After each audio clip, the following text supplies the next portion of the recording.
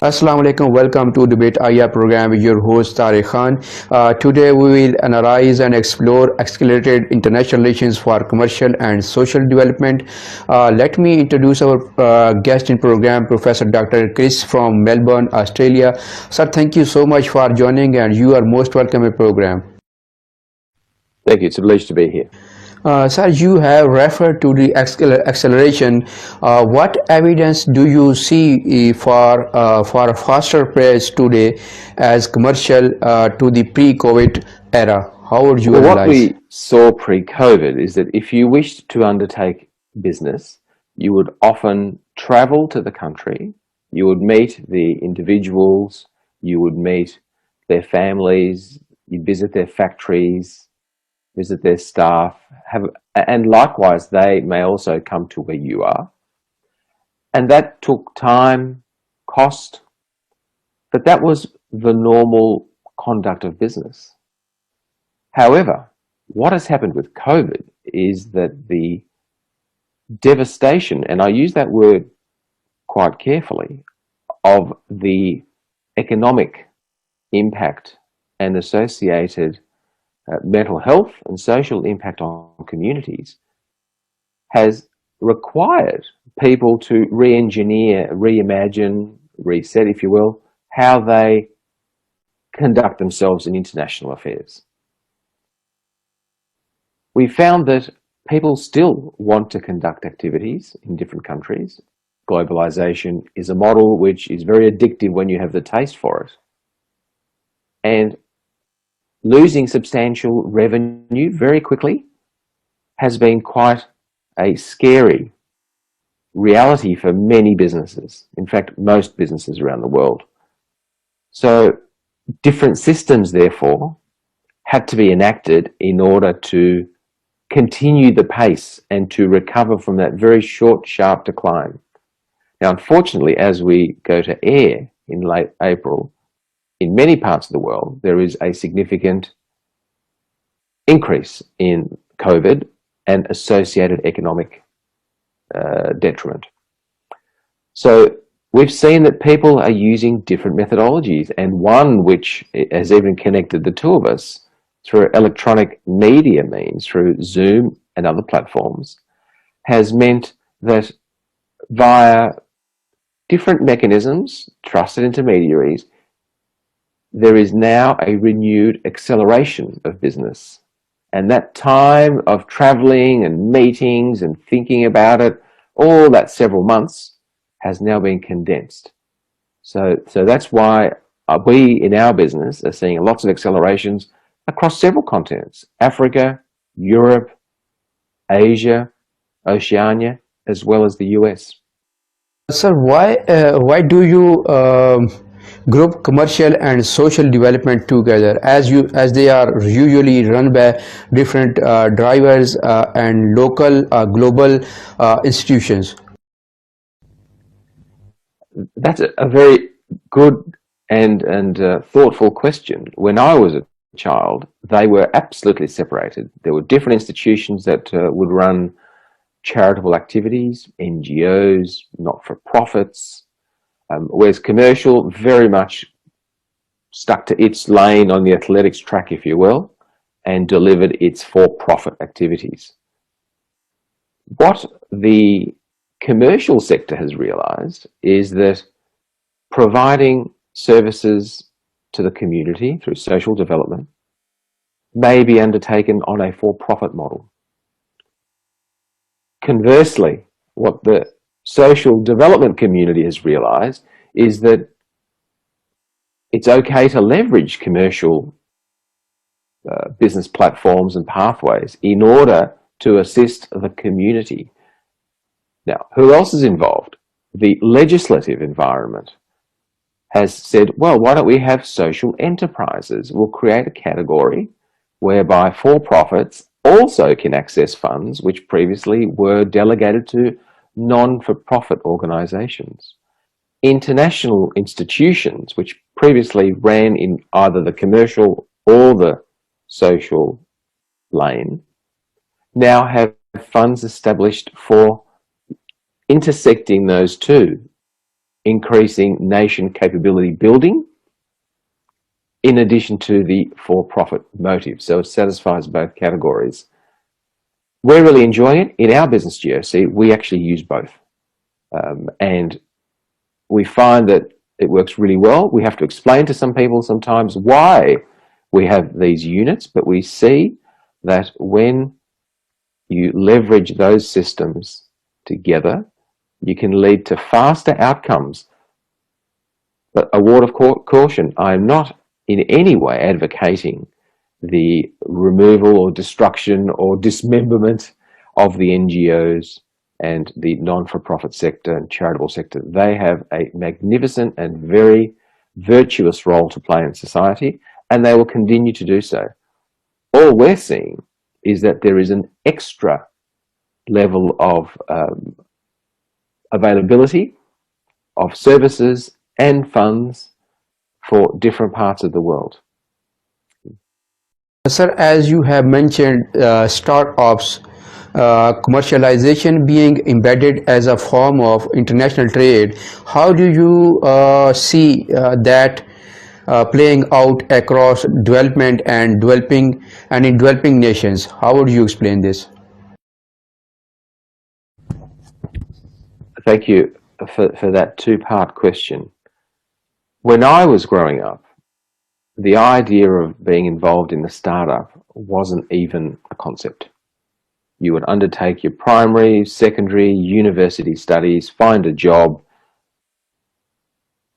investments, family. That was pretty much your path in life. We're seeing through developments primarily in the US that an alternative option is available.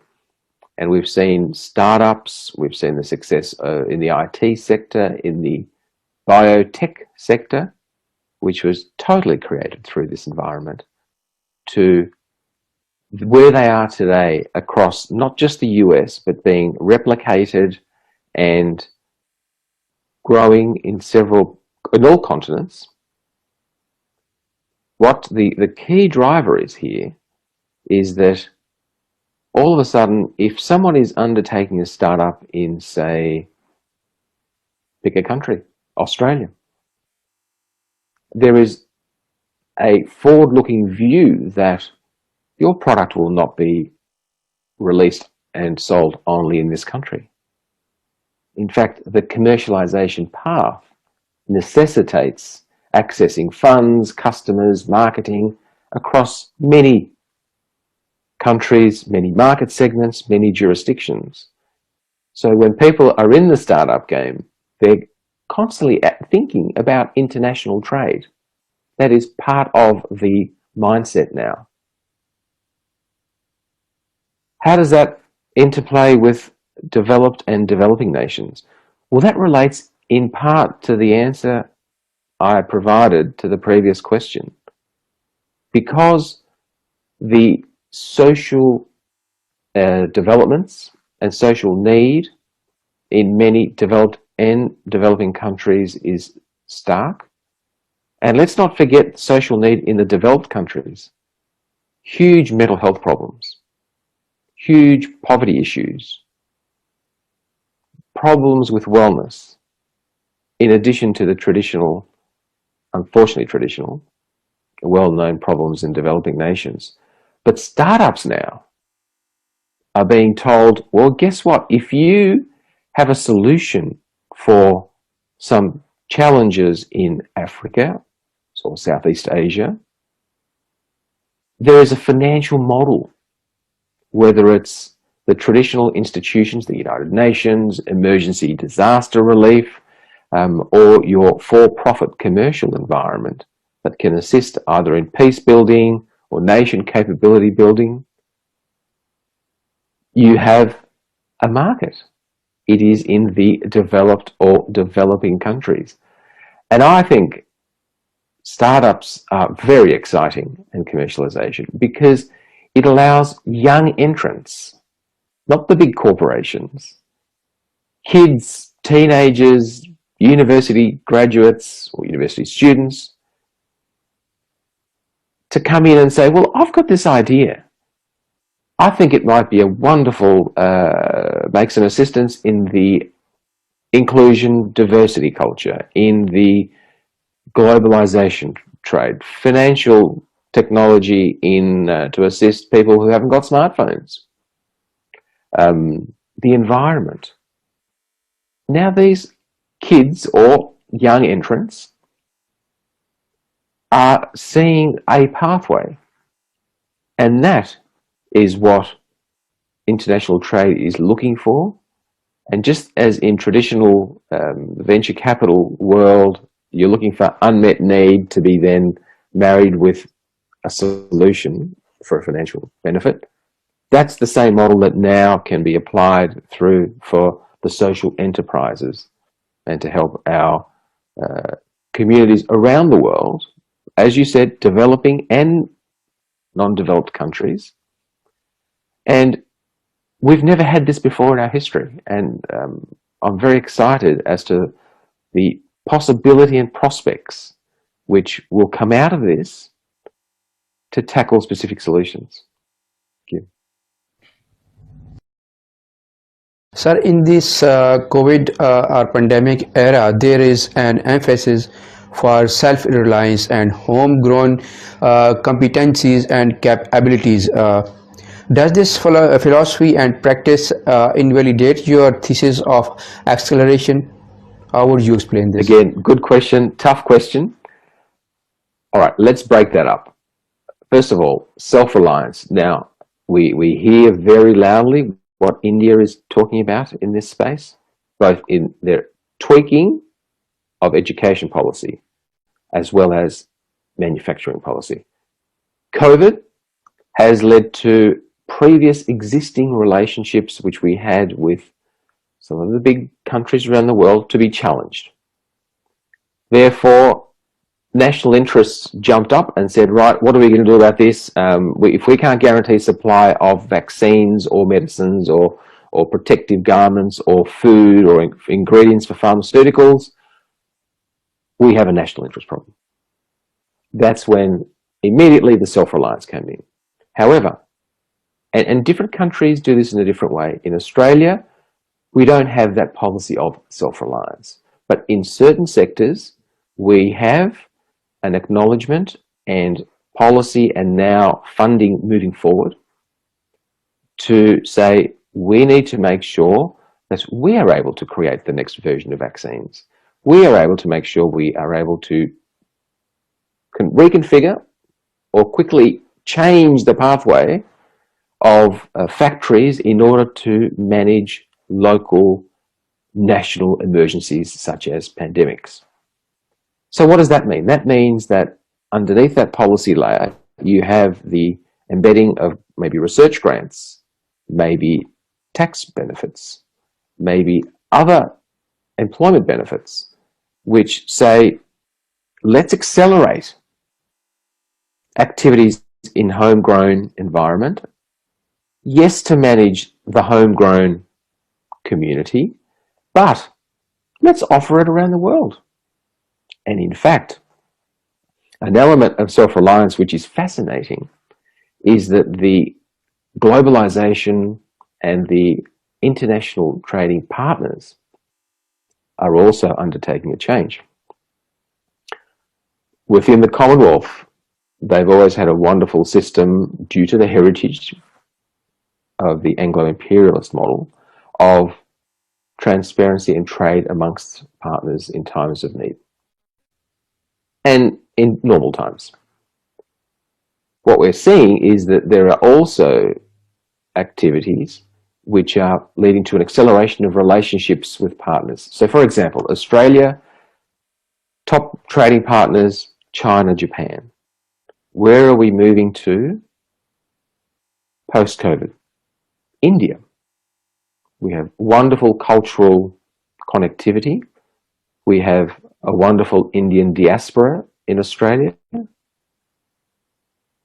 India is very well known across many spheres and market segments as being providers of excellent technology, services, foods, etc. So the self-reliance model in India will produce wonderful opportunities for international trade. Similarly, Australia will produce opportunities homegrown for international trade because, especially in Australia's situation, our population is extremely small. So we're constantly looking at the external market. So how does that work with acceleration? Well, acceleration as a verb needs to attach itself to a noun. And what is happening here is that because revenues drop substantially in a number of sectors, we are saying, okay, well, we need to undertake some homegrown activities, but we need to shoot it out overseas and offer it to different nations around the world, because that is also the economic driver as well. And it's part of a tweaking of national interest in the international relations. So when someone writes the book in 20 years and says, how has the economy and globalization changed? We will find that, yes, globalization is still here. Yes, we enjoy the consumerist model. Globalization has also renewed the social engineering agendas of the environment, diversity inclusion, and other such policies and practices, but also providing pathways for social issues and social development to occur in different parts of the world. So I see absolutely no challenge with the notion of things can be done homegrown but managed elsewhere. How do you see this? Well, what was fascinating to observe is that the rate of, shall we say, the lockdown and the similarities in the practices of lockdown and reduced airline travel, border closures, we were amazed at the fact that it wasn't one region of the world which is locking down and everyone else was running off and continuing. There was substantial spread of message and practice across several continents. Yes, there might have been minor variations, but essentially the international community and the diplomatic community said, we need to activate this really quickly. Many reasons why. Predominantly was we don't know how devastating this virus is going to be. Even though we now know that over 99.9% of people will not die, we didn't know that. That's not to say that the people who have died are insignificant. Even one death was a tragedy, but what we're seeing daily now is heartbreaking. Now, on the diplomatic front, we are seeing a lot of cooperation between different trading blocs, different continents, even groups which previously did not have very strong relations. What are the drivers of this? Well, that's a fascinating discussion. Obviously, economic is a significant driver, but we also have become very sensitive to even a small number of cases. I can tell you in Australia, if we had overnight 10 cases in each major city, without a death, without a hospitalisation, most of the city would be locked down. That's $1 billion worth of trade gone per day, because the value system at government level and international level is different. So yes, we still have issues between, say, Russia and US and other regions of the world, and there's always that political banging of heads. But behind the scenes, on the whole, the international community and the diplomatic relations have worked extremely well in this time of unprecedented lack of knowledge. We don't know how this virus is going to work.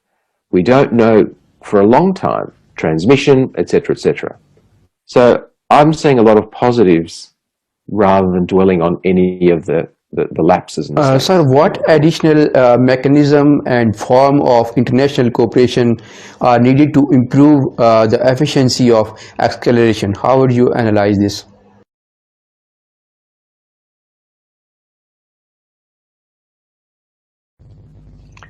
So for acceleration, and again, let's talk, I will group the discussion in commercial and social, so I'm not going to tackle them separately. A lot of acceleration requires logistics. Let's make sure we can deliver by plane, by ship, online, whatever we need to very quickly.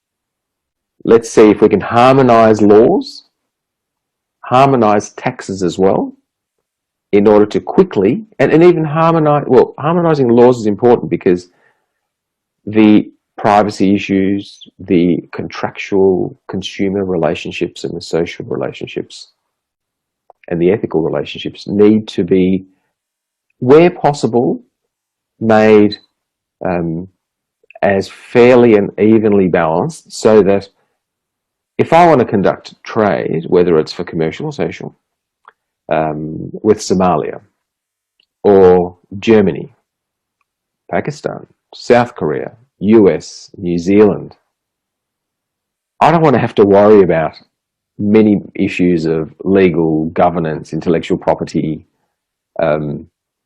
If there's, and I think this will occur, it might take 10 to 20 years, but as we get back on that wheel of international activities, there will be harmonization of entry points. Maybe it's taxes for entry. Maybe that'll be somehow balanced and cross-checked. Maybe the SDGs that the UN has will be adopted across, and there will be mechanisms to say, well, listen, part of our objective is to manage the environment better. How can we do that? But also not damage international trade. So there's many forums that can do that. I think regional economic pacts can do that. International forums can do that. World Health Organization, trading bodies can do that, as well as even within the Commonwealth you can do that. So why are we doing this? Because we want to allow acceleration. And acceleration, it's a bit like a hurdle race. If you remove the hurdles, you'd run really faster, but with a hurdle race, you've got to jump over a hurdle every 10 or so meters. So there are rooms for improvement. There will be improvement, and no doubt it'll be driven both through the commercial sector, corporations, and the startup communities, in addition to governments and regional pacts for managing social issues, because the social issues are quite a sad indictment on humanity.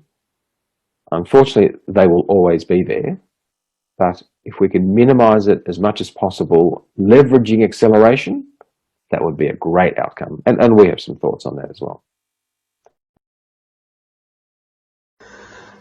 Sir, thank you so much for your valuable and precious analysis and time for the debate IR program. Thank you, Tariq, and congratulations on your program. It provides a lot of insight to different issues in international relations.